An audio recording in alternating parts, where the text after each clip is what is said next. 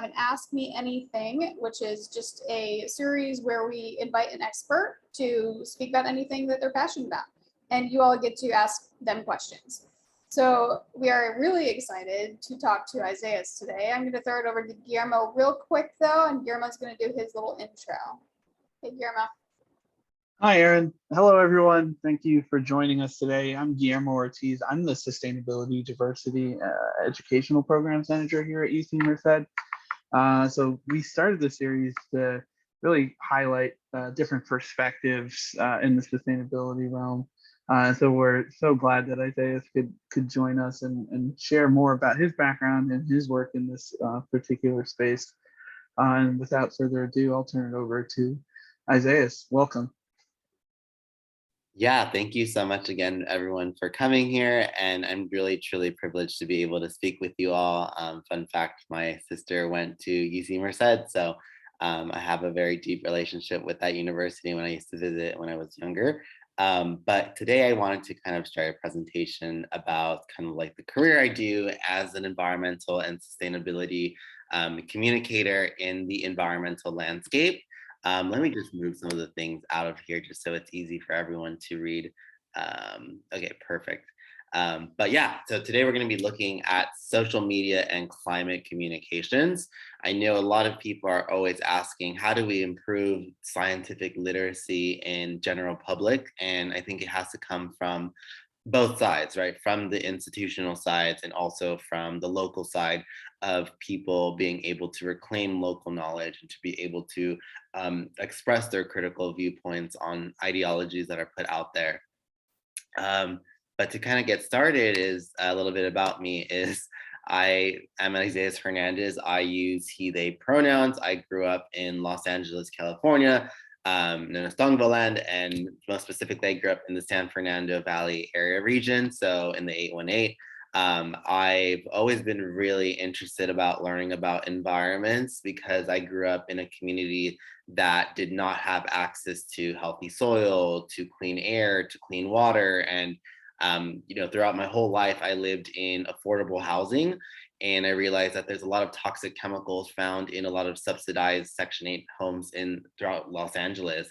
And so that kind of stirred my curiosity to learn more about environmental education. And, I ended up going to UC Berkeley to earn my BS in environmental science. And that's when I started to notice more in higher academic institutions of how much environmental education is really inaccessible and how we're trying to create forms of science communication matters outside of these institutions because people online are not always going to be looking for that education. So I wanted to create my own platform known as Queer Brown Vegan or QBV as a way for people to get involved in advancing the discourse around the climate crisis and to promote and to kind of provide that culturally sensitive information that we want to learn about. And kind of when people ask me like, well, who are you? Where did you come from? My journey started very young. I would say that since I grew up in poverty in my entire life, I think that there was always this curiosity to ask, why does my environment look this way? Specifically, if you go in Los Angeles, right? If you go to higher affluent areas, you'll see that there is access to clean air, there's more walkable areas, there's access to grocery stores. And so on the right side, I realized that the situations that I was in wasn't a nightmare, wasn't a horror story, but it was a reality that I realized until I got older of the amount of privileges and the economic injustices that exist in our society. And that really got me more into getting into environmentalism, right? And in college, you can see that I took an agroecology course because food systems and sustainability is super important in the work I do and trying to understand, how is it the fact that it took me 19 years of my life to be able to take a food course, to be able to grow your own food, like the privilege to be able to own land, to be able to learn about ecological systems. And so for me, that was about something that I really wanted to learn about. And on the left side, you could see that, since I've really created my career over the last 3 years, I've been able to really attend high level climate level conferences to understand how multilateralism is working with governments, institutions, and policymakers. And I got to meet one of my own environmental justice heroes in this space, is Dr. Robert Bullard, who is known as the father of the EJ movement. So being able to really connect with older environmental justice folks in my line of expertise has been such a truly privilege on that end. And today, right, what we're going to be covering today is like the need for science communication in digital media spaces, the value of social impact and climate action, and the ideas for cross-sector collaboration.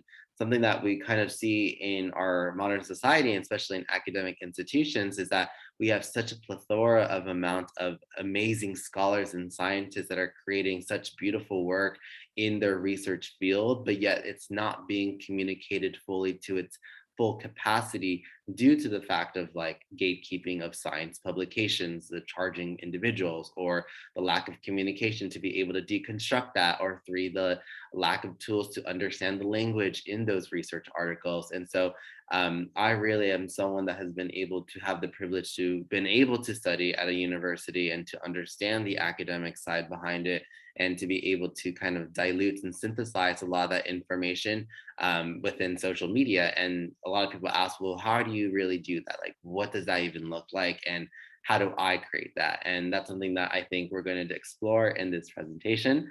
But to kind of get started within the realm of sustainability and climate crisis, right?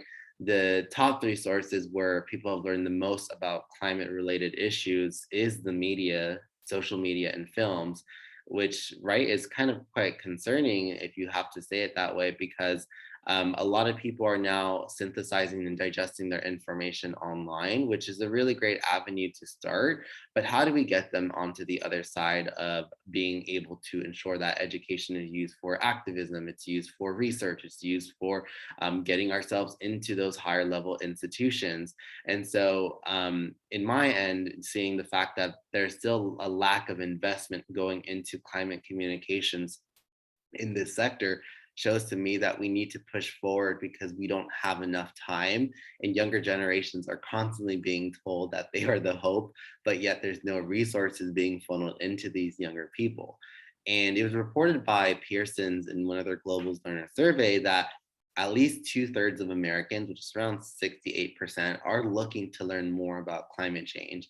And so for myself, when I relate this back to my work, Queer Brown Vegan was kind of, we would say, a project, not a passion project, but a work project, a proof of work project that wanted to seek how we can increase environmental literacy in the digital world and in the general public, because that is something that I realized that in my own terms of being in academia, how much of the language that is used left and right, but not many people know how to really define it or to understand it conceptually. And so when people ask me, you know, like, Isaias, like, what does good content look like when you're trying to do science communication, specifically on digital social media, right? Like on Instagram, on TikTok, on Twitter, on LinkedIn, on Pinterest. All of these forms have become such a popular tool for many young science communicators. And I tell them these are some of the main values that I follow, right? The fact is that the content needs to be concise, meaning that, yes, while there's so much information, there's so much perspectives, and there's so much data that is put in research articles, we need to make sure to be able to pick the right information that is going to make sense to the general public, meaning that what is going to intrigue people the most, meaning like you want to have some type of clickbait title or clickbait graph that kind of gets people to say, wow, I can read this graph easily, and this is actually concerning. Number two is how digestible it is, right?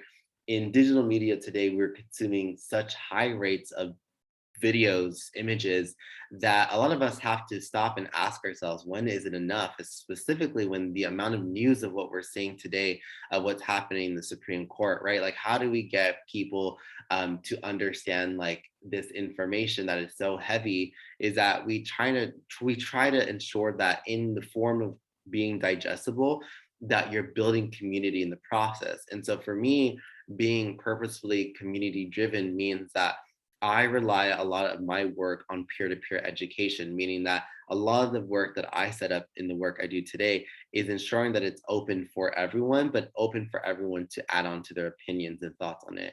The last section, right, of what I think is good content, right, is having those valid sources, right? A lot of the times we need to be, as scientists, as people who are in academia, someone who was a student previously, you always have to cite your sources, because how are you going to communicate this information? How are you going to explain to someone who is an expert in this field where you're getting this information from?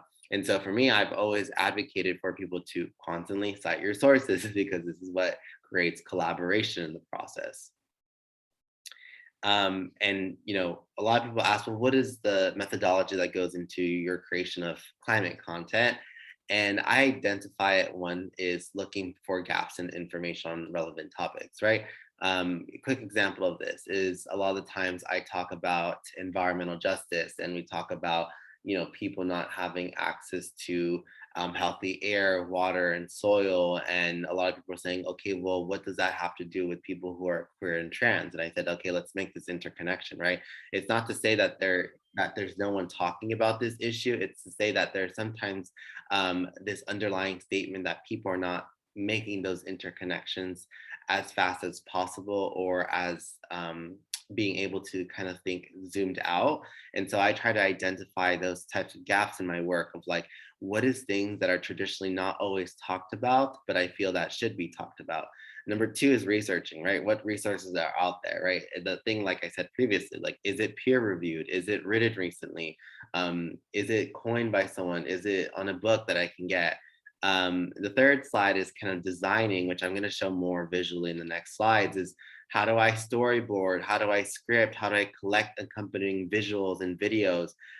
This component is very a creative task for me, right? I think in my own experiences of being a creative, I think collecting imagery and videos is really important in navigating and communicating scientific literacy online.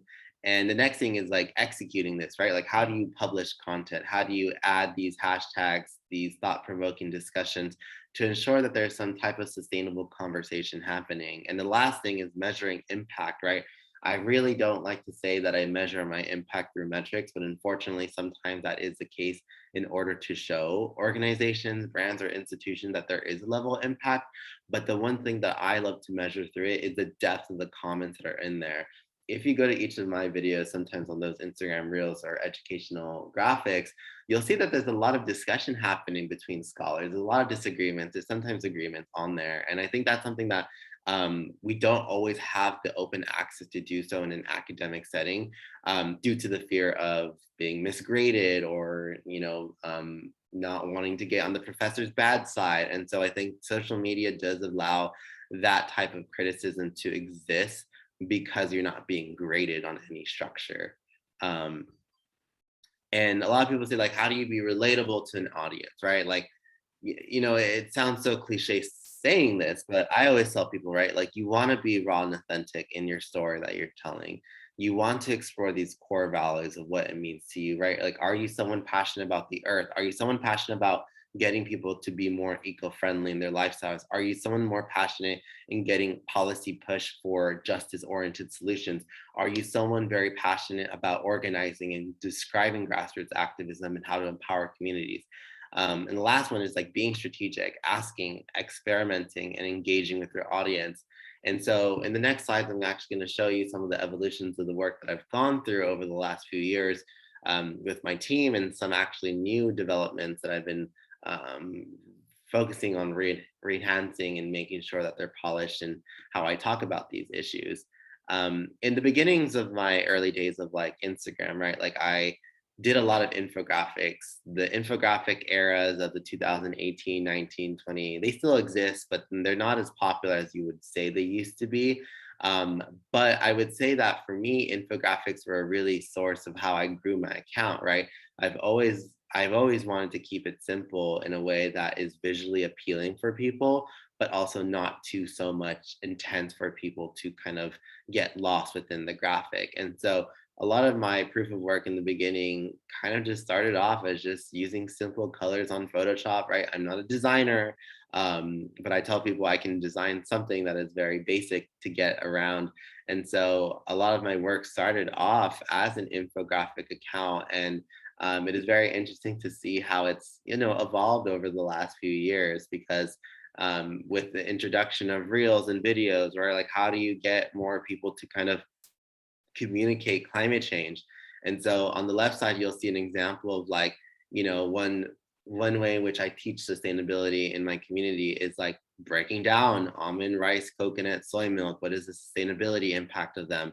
And a lot of people love these types of videos where it's very educational, very centered on this like idea of like, we're just exploring different visuals and trying to hear your best thoughts. And the one on the right side is, how do I make comedic relief out of science communication? And as we know, academia can sometimes be very rigid and not allowing us to explore those dimensions for what it's worth. And I think for myself, I like to take and pull stories from my own personal experiences of like, how have I tried to influence scientists or professors in academic institutions to realize the importance of social media? And it is happening now, right? I've told people, and I tell this to people, is that if universities and institutions are not investing in these types of people, then they may be lost in their own strategies. And this is something that I've been working with Harvard and Emerson University over there in Boston, that are investing in young climate educators and young sustainability professionals to be able to communicate this information, because there is a need for this when communicating it to the larger public. And so, a lot of people have asked like, well, your Instagram infographics and these things don't matter because they're not lesson plans, they're not extensive information. And that is correct. I think there are limitations within social media that you cannot really go into, right? This is why I expanded a lot on my YouTube channel over this year of creating mini educational, what you would call modules that discuss different environmental issues that I wish I could have learned at a young age, right? What is the connection between the immigration industrial complex and environmental justice, or the military, or what is ecofascism? What are carbon offsets, and like, what are these pop culture references that are being talked about in the environmental movement, and how do we talk about these things?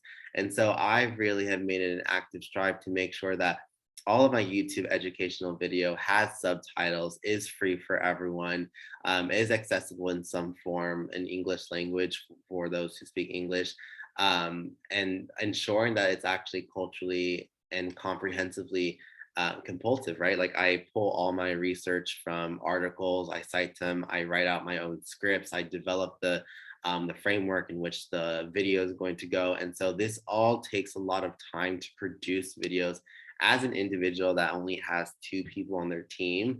And I just want to say, like, it's not so much all about the aesthetics and looking pretty and looking good online. It's also about, are people able to actually understand this information, and is it accurate, right? I think myself as an environmentalist, I try to be as accurate as possible and to ensure that it's not so much shaming the individual, but rather getting them to extend themselves, to disrupt the binary structure we live in of like, this is right or wrong, or this is good or bad, right? How do we kind of look at these situations and understand, like, what are we currently experiencing? And so this is actually a new guideline that I've been following, is I went through a whole brand redesign structure for QBV, which is going to launch actually in a few weeks, hopefully this week actually, but we're already done. But this is actually some of the proof of work that we had been working on over the last year, is that a lot of my environmental educational work in the beginning was focused on just educating people. And so as you can see on the left side, right, a lot of my new branded work is coming from scientific illustrations. I get these from open access museums, which is why I get them for free. But a lot of my work is now being very inspired between the experiences I had in academics, seeing scientific illustrations, and being able to kind of incorporate these types of colors, right? Like, I really love rainbow colors, not because I'm queer, but because I think that a lot of people are more ready to be visual learners than they are in other experiences. And so I, as an educator and as a scholar myself, right, like, I love to annotate things. I love to highlight, I love to add question marks. I like to question theories, question methodologies, looking at things. And so in my new brand redesign structure, a lot of the people wanted to see the thought processes behind the work that I do. And so I showcase this kind of like methodology of like what I'm doing. And as you can see on the right side, like within my team that did help me redesign this, right? We had to look at the color, the logo, the new type, the symbols and textures, the image styles, right? Everything that we did over the last few years, it was to ensure that, is this readable? Is this actually something that people feel comfortable reading? Is this welcoming to people? And so there's a lot of things that go in behind creative processes in digital literacy work, because yes, you are graded on a scale of like, is this aesthetically pleasing? But is this also culturally and scientifically sound to your work? And that is something that I really wanted to kind of elevate in my brand redesign, that it highlights that this is who I am as an individual and this is what I stand for.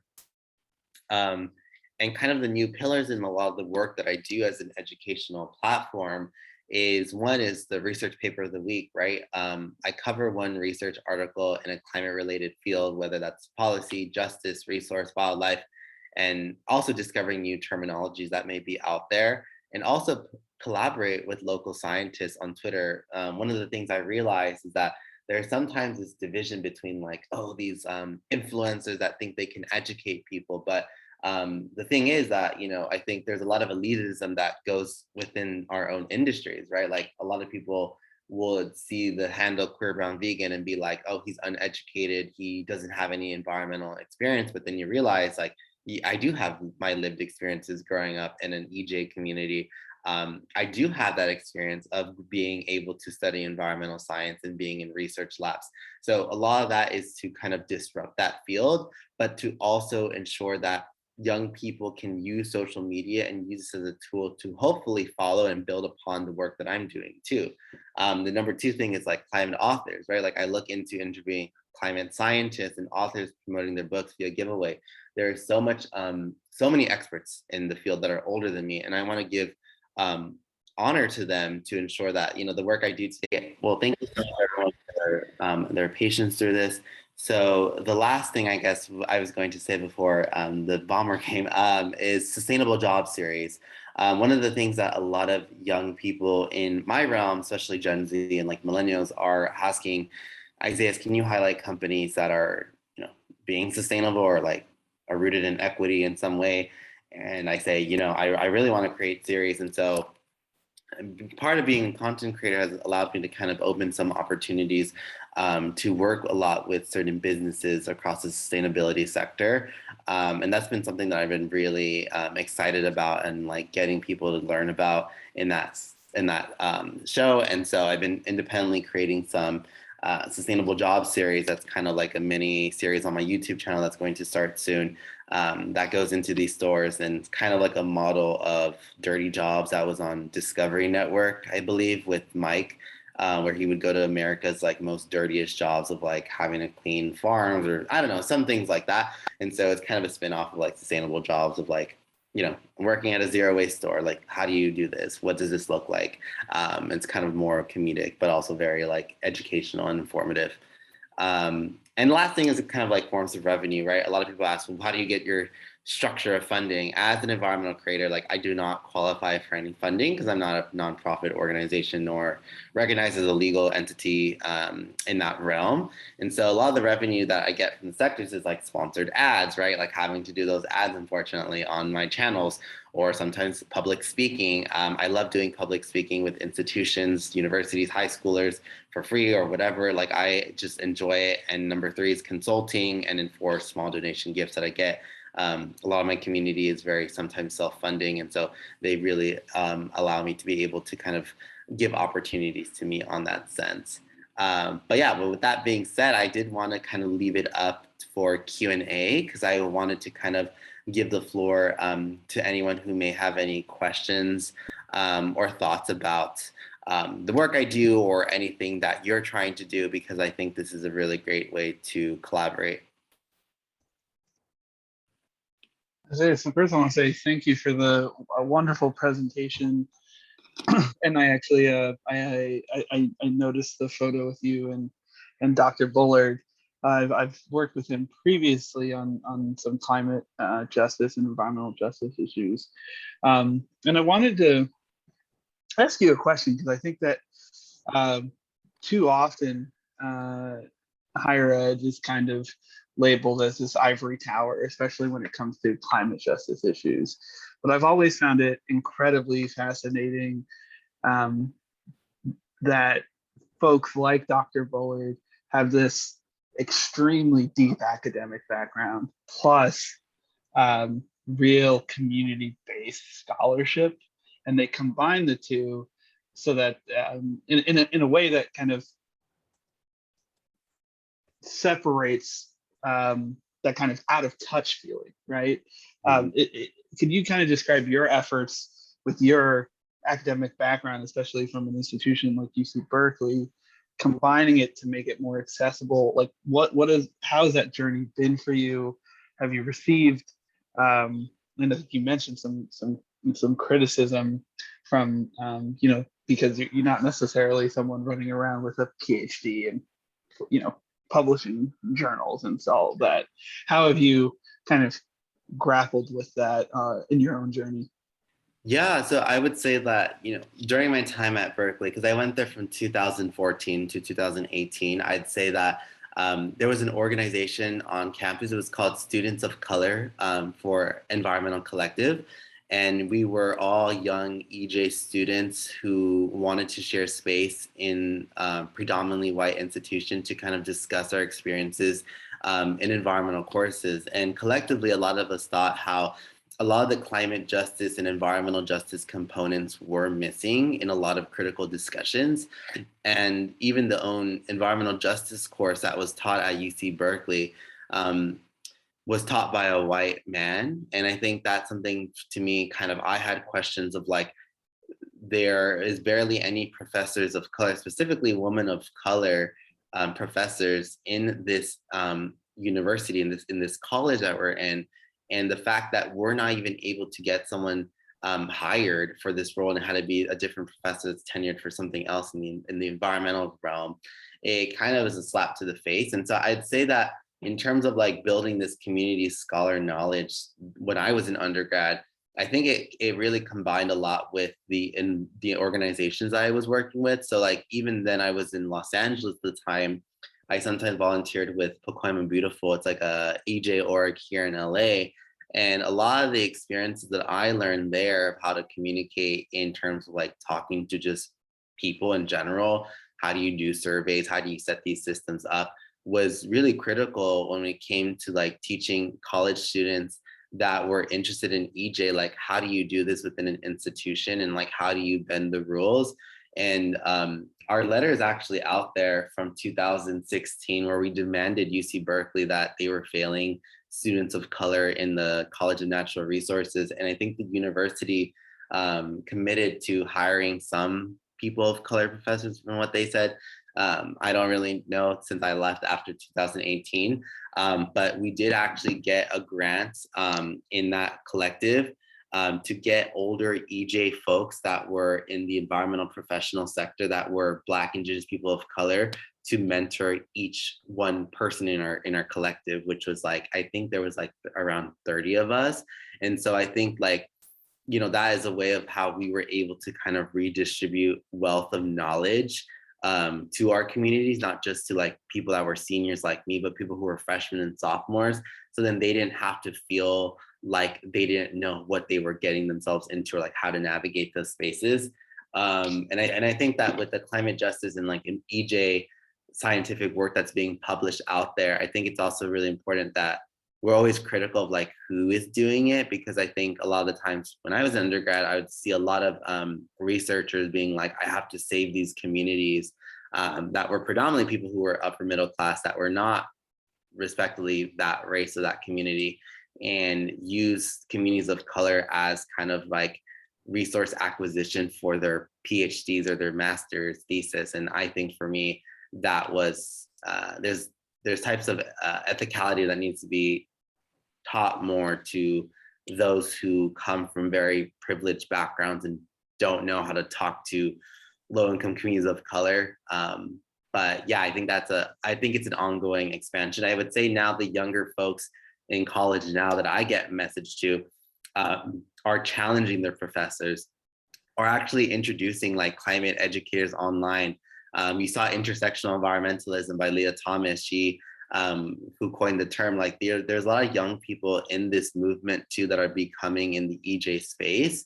And I think that's what really needs to continue being happening, right? Is like this multi-generational collaboration, but there's also the amount of funding going into these younger people. I appreciate the answer, and I do think we need to, as an institution of higher learning, to think about straying away from extractive, right, scholarship, Yeah. and moving more towards, as you said, intersectional environmentalism. Prior to coming to Merced, I worked in was a congressional staffer in DC, and one of the things that was often really talked about was, unfortunately, the way that the federal government really operates is fairly siloed. I'm sure that you've come across in your own experience. And so, having a conversation about, for example, extreme weather events in the LGBTQ community, there was often a conversation of how are those two things related? And one of which being, unfortunately, that there's a tremendous amount of homelessness amongst LGBTQ youth. And so if you combine that with extreme weather events, hotter days, example, that means more folks who are exposed to the elements. Yeah. And so those conversations aren't necessarily happening in the discourse that we see within federal government. But I hope that gets us closer to that kind of intersectional environmentalism that you mentioned. But thank you so much for your perspective on that. Yeah, thank you.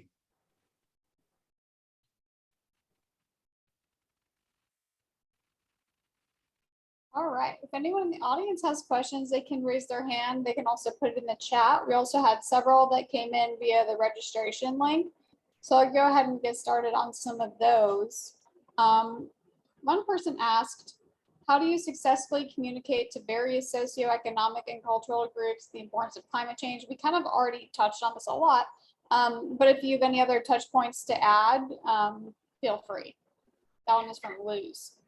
Yeah, I think it just goes back to storytelling. I think it comes to the humanization component, right? Like if I'm trying to give a data set to someone that's in poverty about, the amount of emissions that you use for eating meat or eating whatever product, to me that I don't care about that. I'm just like, what? Like, why are you, what is that going to do, right? So I'd say that with climate storytelling, I use it as a way to kind of be vulnerable in my own experiences, to be like, look, I grew up not having a lot of money, not having resources, and recognizing like, okay, you don't have resources, so how do you survive? And so I try to kind of always instill that personal lived experience, because all of us have cultures, right? We all have cultural experiences. And I think that's what gets people hooked on to my work, right? It's not so much of like, wow, you use these fancy data stats and that's how you got me. It's like, no, you actually were able to talk to me and sit down with me as an individual without having to feel like there are power hierarchies in this system. So I would say that social media itself is more of a decentralized system too, because I don't think that a lot of times I'm the teacher teaching my community. It's more about like, it's a peer-to-peer based educators. So like, even if you're younger than me, you're an educator to me.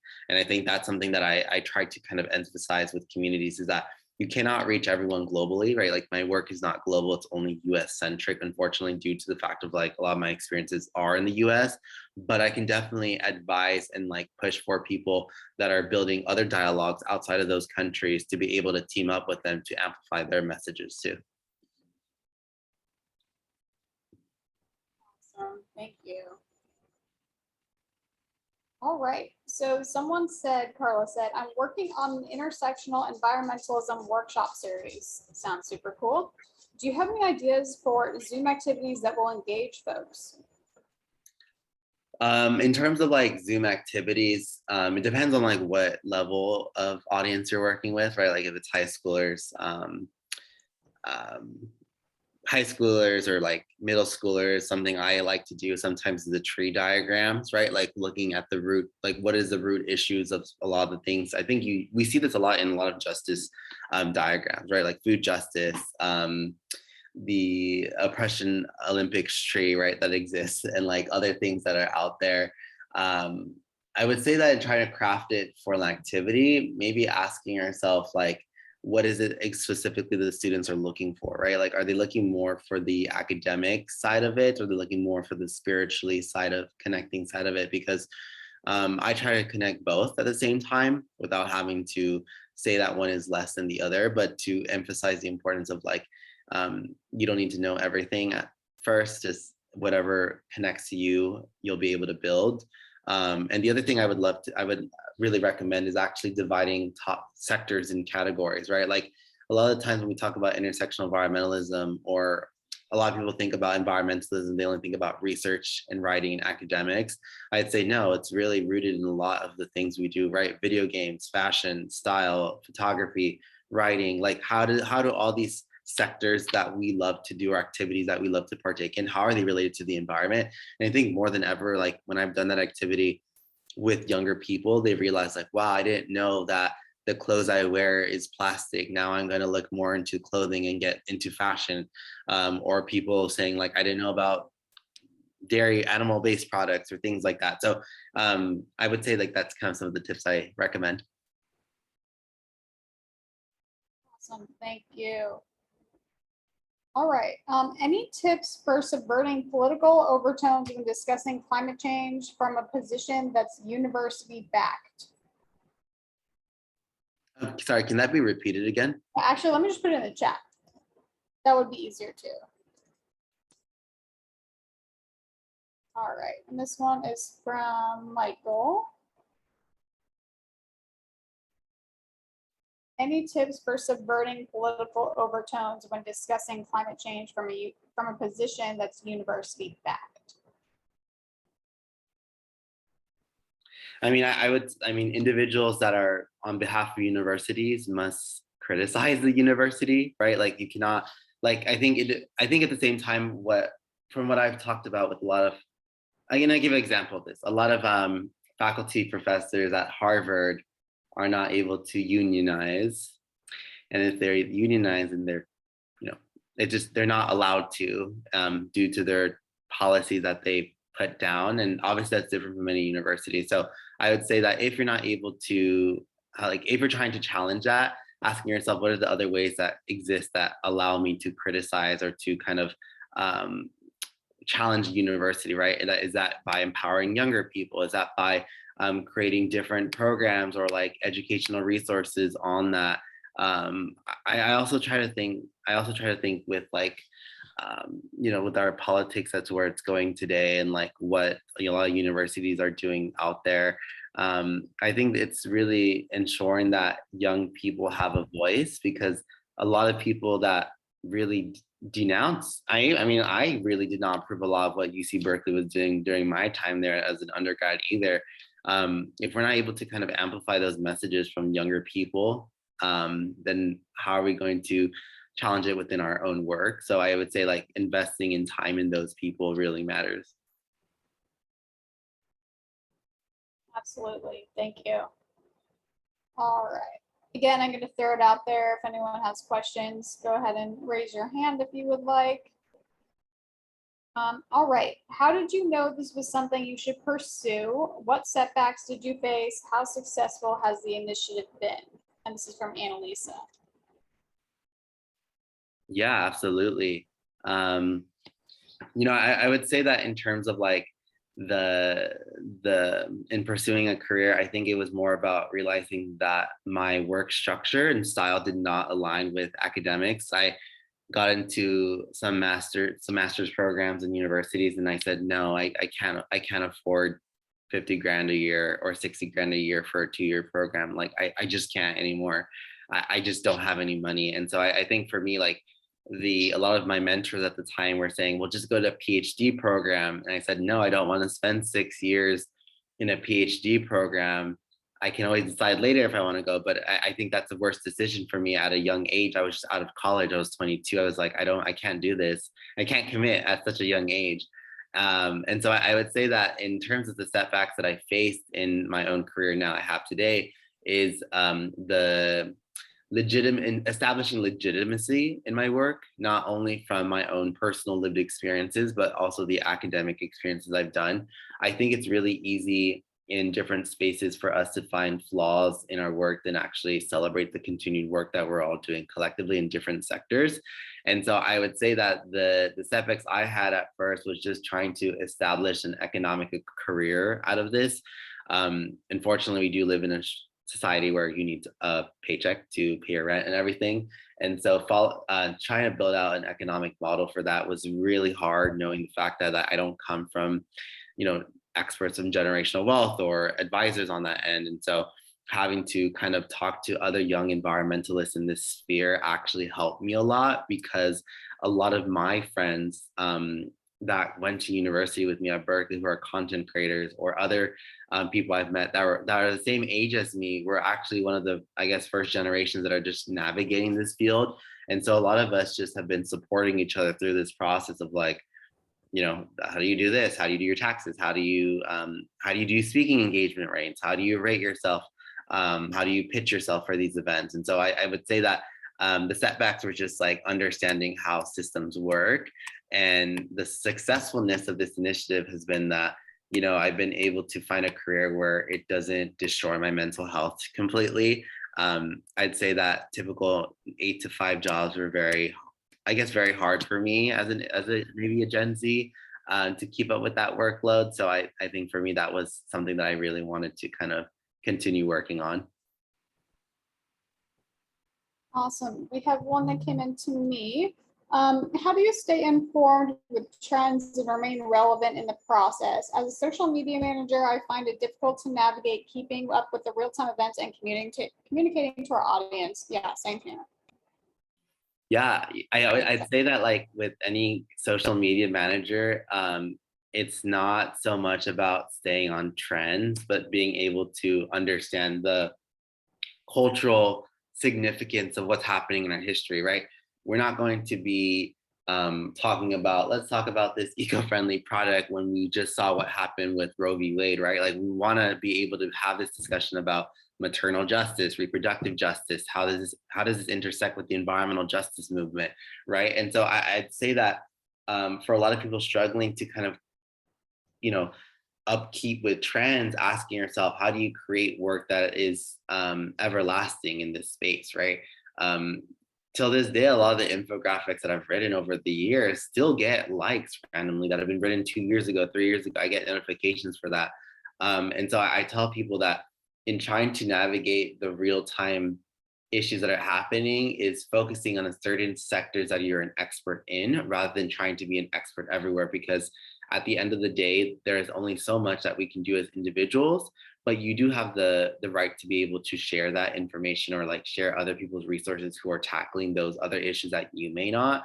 And I think that to stay relevant isn't so much about, are you using the right hashtags or the audio, but are you able to continue create content that is truly accessible and welcoming to people?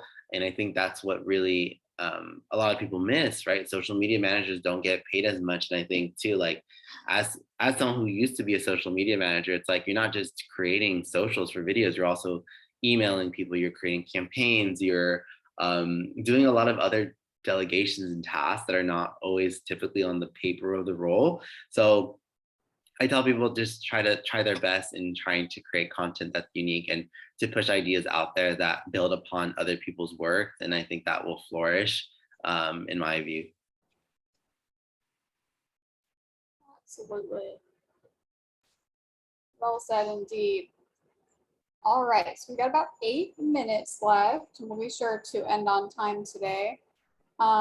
All right, so one other folks said, how can a sustainability-focused social media platform help with education and advocacy? Already touched on this a bit, but other notes to add? No, not necessarily. I would say that in terms of like the education I provide online, it's not so much viewed on like measuring how many downloads or views it got, but rather the information that can be used, right? Like, and this is where collaboration comes in process. I tell professors, look, you're trying to introduce this topic. I have a video on this introduction.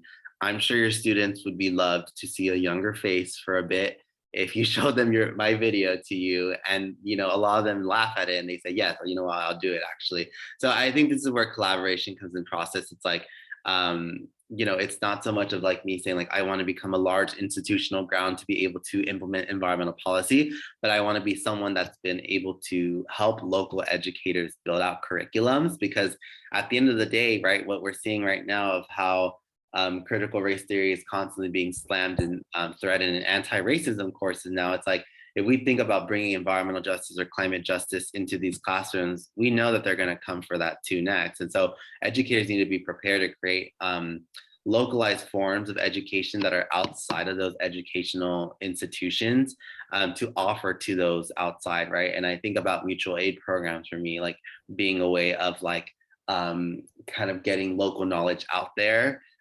Because that's how I learned about environmental justice. It actually wasn't in high school. It was about in my time volunteering at an org, and me just asking questions of like, so why do we have so much trash? Like, why are we poor? And like asking those questions instead of like being scared to ask that in a classroom.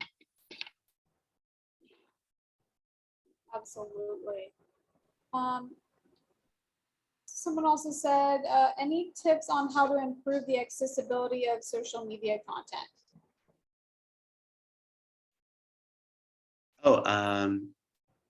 Focus on music.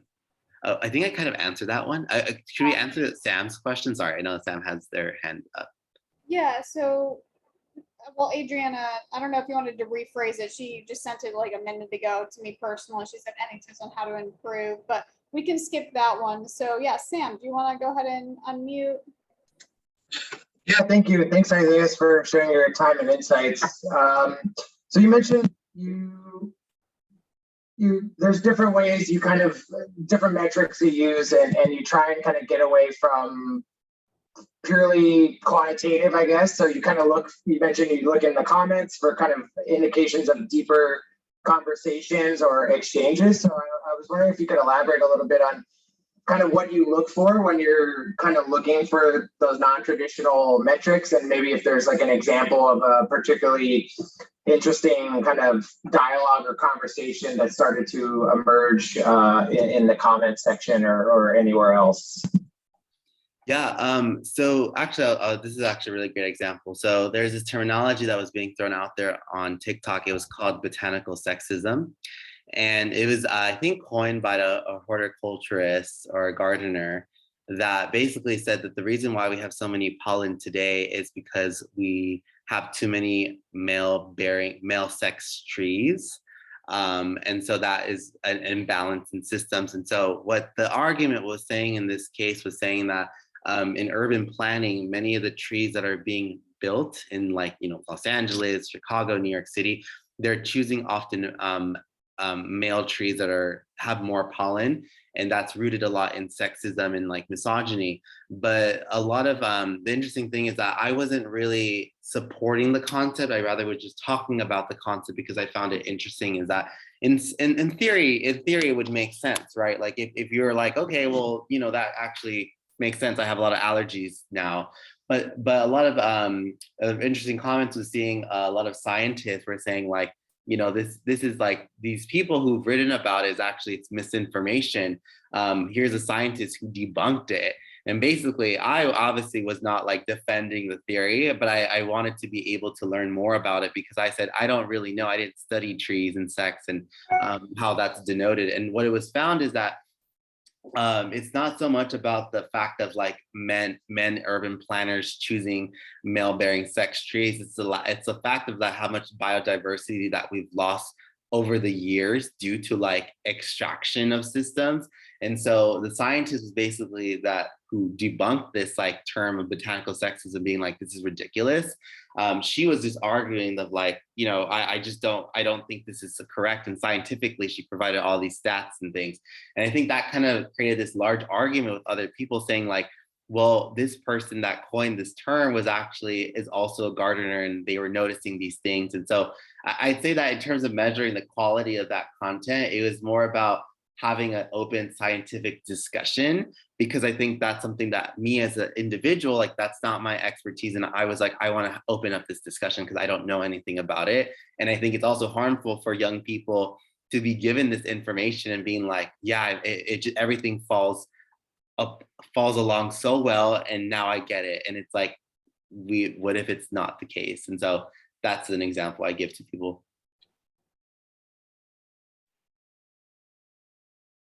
Ooh, good one. What are your favorite podcasts and newsletters? Yes, favorite podcast is my best friend is Brown Girl Green. There's also Green Dreamer Kamea. She does a lot about ecological regeneration and sovereignty. Newsletters, I would say check out the Green Jobs Board, also Brown Girl Green, my best friend. She does a lot of like opportunities out there. You can sign up for my newsletter if you're interested. I'm starting it up soon. And also the other thing I was going to say about the sustainability focused platforms help with education and advocacy, I would say that the last thing I'd answer to that is just that I think that these platforms can be a bridge builder and a building block rather than the solution, because I think that a lot of times when I tell people that I'm merely someone that's providing introductory information, I'm telling people that I am not an expert when it comes down to these climate level solutions, not because I don't understand it, but because I'm not an expert in that field and did not choose that route. And so I try to be there for everyone. But yeah. Awesome. And we had two questions that came into the chat, two last ones, and I really want to touch on them because they're both interesting. I put them in the chat, but what are some of the things you did when you first started your page? What are some struggles you faced when growing? Yes, so I would say that some of the things that I did first on my page was just purely infographics. I think if we go back to 2019, it's always two infographics and a picture of myself or a picture of me doing something. And it talks solely about education. What I realized is that you can't be too simple when you explore deeper level topics. So in the beginning, it'll only be like one carousel slide swipe. So basically be like, what is food justice? And it's like, cool, advocacy for people. But then you get into these concepts like botanical sexism or like petromasculinity. Like these are very high level conceptual terms that you can't just theorize within a paragraph. It has to be talked about in multiple pages.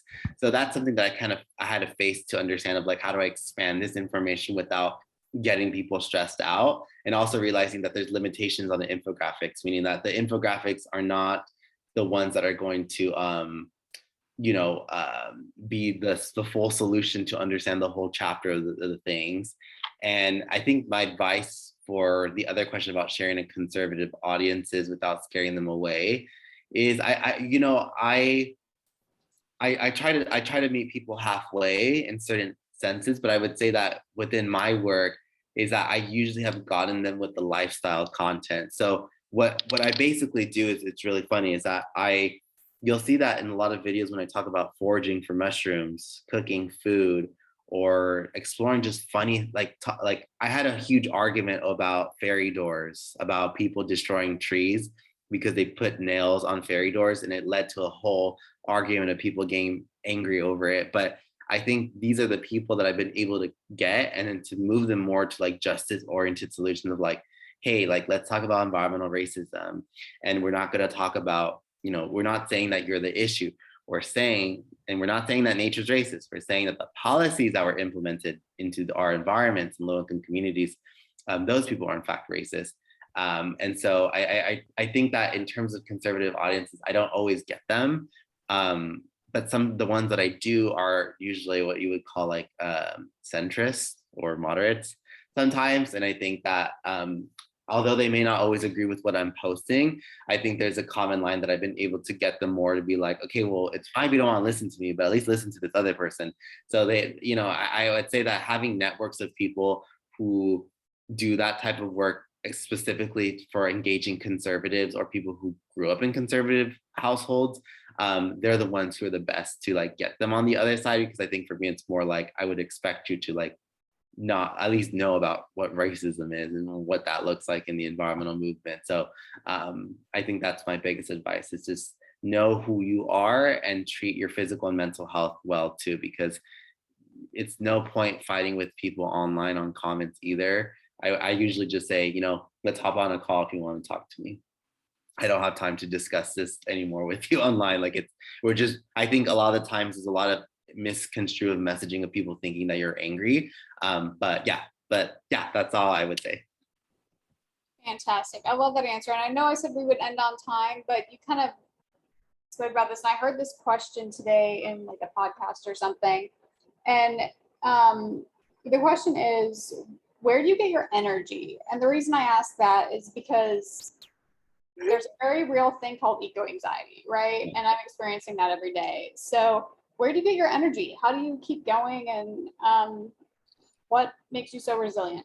Yeah, so I would say that as an educator, I try to model the same thing of what educators go through in K through 12 or professors, is having summers off, or at least having vacation months. I realized that when I took a month off to travel to Asia to work on a project, I was on sabbaticals there. I was like, wow, I never felt so liberated away from my screen that I have to write things, like, you know, just documenting things right now and taking photos. So I would say like taking breaks on that end, and also ensuring that who your community is with. I think a lot of times we get so engulfed with our work that we forget to actually make relationships with the people who work with us, go to events with the people who work with us at these like level events of conferences or things like that. So I tell people, like, if you can, and if you have the privilege to, you should be able to travel. And the other thing is, I like to manage eco-anxiety, is I always tell myself, like, you can both feel helpless and hopeful at the same time, and realize that just because I'm resting for one day doesn't mean that everyone else is resting, right? There's always people who are doing the work in this movement. And that is something that we should not forget and put that all on ourselves, right? We have to bear the pain together and work through that, because that's what you do in your own friendships, right? Like if you have a friend argument, like you work it out. If you have a relationship argument, you work it out. Your parent argument, you work it out with them. And I think this is something where it's like, collectively, this is the crisis that we all carry in our hearts, and we just have to work through it together, rather than saying like, it's just me, I'm the only one that's caring, and I'm going to die because I'm scared of that. No one's doing enough. I think shifting away from individuality mindsets and actually rooting yourself in collectivism is better. Well said. Thank you. All right. Thank you for sticking 5 minutes late. I appreciate that. Thank you everyone for attending. Sorry about the Zoom bomber. Thank you so much, Isaias, for joining us. This has been really interesting and inspiring. Thanks for putting your link. I'll send an update email after this. It'll include all your social media handles and some of the other content we discussed today. And if anyone has a future AMA guest that they want to recommend, feel free and shoot me an email in response, because we're looking for one for August. Thank you all, and have a fantastic day. Bye. Thank you, everybody. Thank you so much.